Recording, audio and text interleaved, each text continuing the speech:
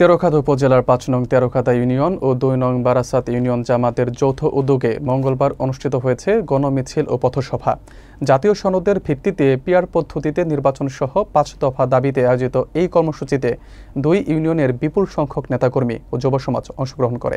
বিস্তারিত থাকছে রাসেল আহমেদের প্রতিবেদনে। নতুন বাসস্ট্যান্ড থেকে শুরু হওয়া মিছিলটি উপজেলার বিভিন্ন সড়ক প্রদক্ষিণ করে ইকরি কাটেঙ্গা সরকারি হাইস্কুলের সামনে পথ সমাবেশে পরিণত হয়। সমাবেশে প্রধান অতিথি ছিলেন তেরখাদা উপজেলা জামাতের সেক্রেটারি মোহাম্মদ নাহিদ হাসান।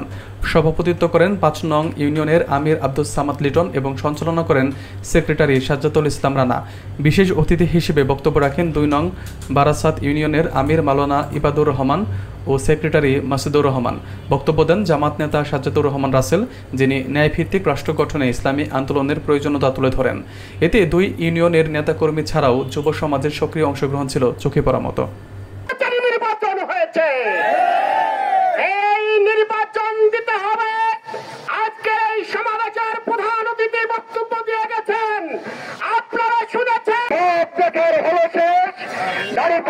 বাংলাদেশ এবার ইসলামের বাংলাদেশ হবে এবং এই বাংলাদেশকে নতুন বাংলাদেশে সকল প্রকার অত্যাচার জুলাই সনদ বাস্তবায়ন করতে হবে।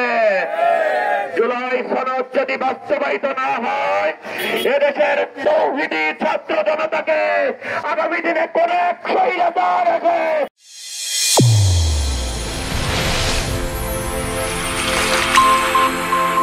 চ্যানেল A1 হৃদয়ের স্পন্দন।